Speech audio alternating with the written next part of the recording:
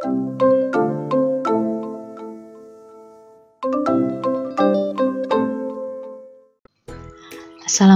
warahmatullahi wabarakatuh. Halo anak-anak semua. Hari ini kita akan belajar IPA dengan materi daur hidup hewan dan simbiosis. Sebelum mulai belajar, kita berdoa terlebih dahulu ya. Berdoa dimulai.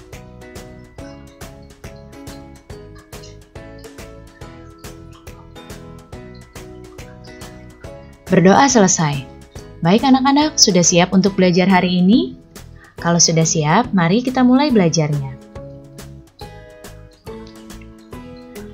Makhluk hidup memiliki ciri dapat tumbuh dan berkembang, termasuk hewan. Hewan dapat tumbuh dan berkembang karena melalui tahapan yang disebut dengan daur hidup. Tahukah kamu apa itu daur hidup? Ya, daur hidup adalah proses perubahan bentuk yang dialami makhluk hidup sepanjang hidupnya.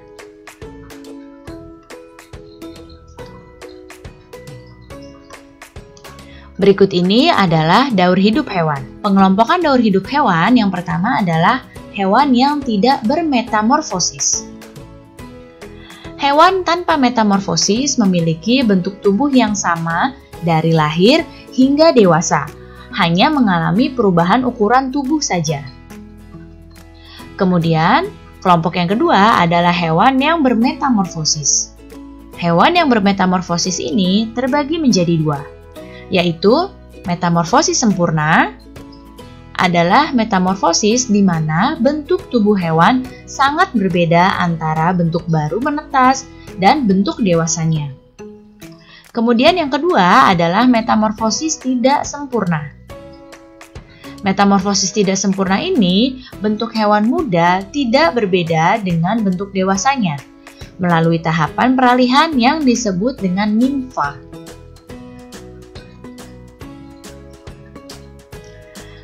Berikut ini adalah contoh hewan yang tidak bermetamorfosis. Jadi, hewan yang tidak bermetamorfosis hanya mengalami perubahan ukuran tubuh saja, dari kecil menjadi besar. Nah, ini contohnya ya. Bisa kalian lihat di sini ada gambar kucing. Yang pertama, ini ada anak kucing dengan ukuran tubuh kecil. Kemudian ada kucing muda yang ukuran tubuhnya lebih sedang. Dan ada kucing dewasa yang memiliki ukuran tubuh lebih besar. Bisa kalian lihat ya di sini ya. Kucing hanya mengalami perubahan ukuran bentuk tubuh saja. Jadi kucing ini termasuk hewan yang tidak bermetamorfosis. Kemudian contoh berikutnya adalah ayam dan juga ikan. Ayam dan ikan dari kecil hingga menjadi hewan dewasa ini tidak mengalami perubahan bentuk tubuh, tapi hanya perubahan ukuran dari hewan yang kecil menjadi hewan yang besar. Dan bentuk tubuhnya sama dari kecil hingga besar. Selanjutnya adalah hewan yang bermetamorfosis sempurna.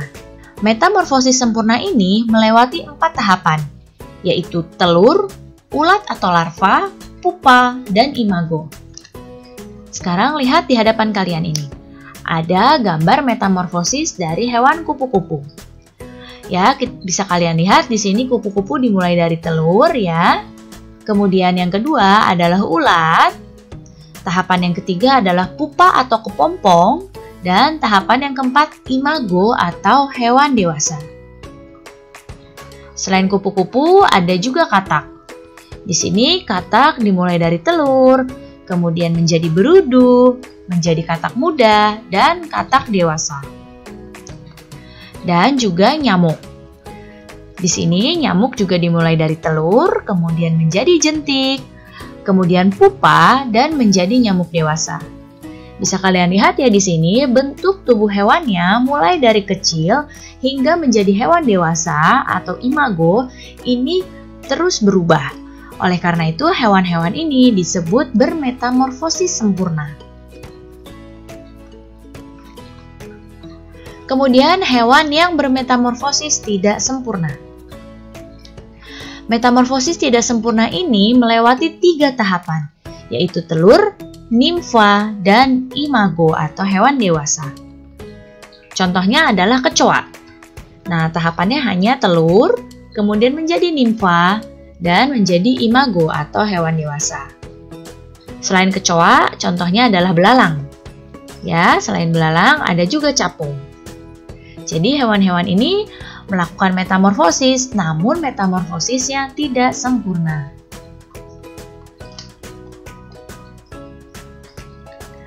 Pernahkah kalian melihat kupu-kupu sedang menghisap bunga? Wah, jika kalian pernah melihatnya, tentu menjadi pengalaman yang sangat unik ya. Sekarang lihat kedua gambar yang ada di hadapan kalian ini.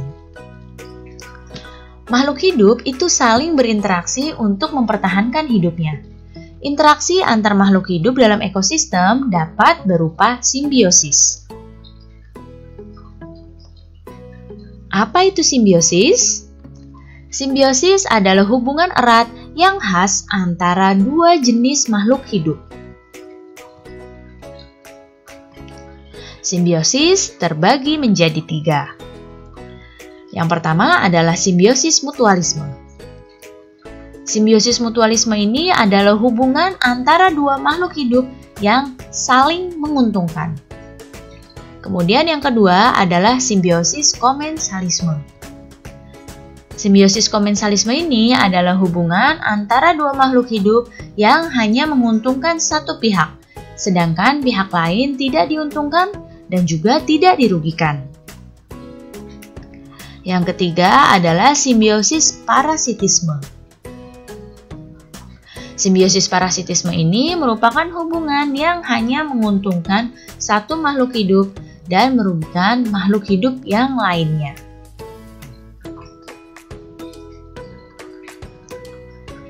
Kita akan membahas yang pertama adalah simbiosis mutualisme. Simbiosis mutualisme adalah hubungan antara dua makhluk hidup yang saling menguntungkan. Contohnya seperti burung jalak dengan kerbau. Di sini kutu pada kerbau dimakan oleh burung jalak dan burung jalak mendapatkan makanan dari tubuh kerbau, sedangkan kerbau menjadi terhindar dari kutu. Kemudian yang kedua adalah lebah dengan bunga.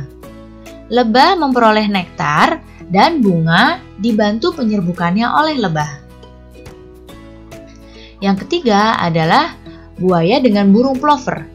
Burung plover ini dapat makanan dari buaya, dari sisa-sisa yang ada di gigi buaya. Dan buaya dapat keuntungan yaitu giginya menjadi bersih. Simbiosis yang kedua adalah simbiosis komensalisme. Simbiosis komensalisme ini adalah hubungan antara dua makhluk hidup yang hanya menguntungkan satu pihak, sedangkan pihak lain tidak diuntungkan dan tidak juga dirugikan. Contohnya adalah ikan hiu dan ikan remora. Di sini ikan remora dapat perlindungan ya dan juga sisa makanan dari ikan hiu. Sedangkan ikan hiu tidak diuntungkan dan juga tidak dirugikan dengan ikan remora ini. Kemudian yang kedua, ikan badut dengan anemon laut. Ikan badut ini dapat berlindung dari predator dan anemon ini tidak diuntungkan dan juga tidak dirugikan. Yang ketiga adalah pohon anggrek dengan pohon inangnya atau pohon yang ditumpanginya. Anggrek ini dapat menumpang hidup pada pohon dan pohon yang ditumpanginya ini tidak diuntungkan dan juga tidak dirugikan. Simbiosis yang ketiga adalah simbiosis parasitisme. Simbiosis parasitisme ini merupakan hubungan yang hanya menguntungkan satu makhluk hidup saja dan merugikan makhluk hidup yang lainnya. Contohnya adalah benalu dengan pohon inangnya atau dengan pohon yang ditumpanginya. Di sini benalu dapat makanan dengan menghisap dari pohon inangnya. Tapi pohon inang ini dirugikan karena sari-sari makanannya diserap oleh benalu. Kemudian ulat dengan pohon buah. Ulat dapat makanan dari buah dan pohon buah ini dirugikan karena buah-buahan menjadi rusak karena dimakan ulat. Yang ketiga adalah kutu dengan hewan. Contohnya adalah kutu dengan kucing. Kutu ini dapat makanan dengan menghisap darah dari hewan yang ditumpanginya. Tetapi hewan yang ditumpanginya ini dirugikan karena rasa gatal yang ditimbulkan oleh kutu. Baik anak-anak, cukup sekian ya penjelasan Ibu kali ini. Mudah-mudahan kalian paham dan mengerti. Terima kasih anak-anak semua, sampai jumpa lagi. Wassalamualaikum warahmatullahi wabarakatuh.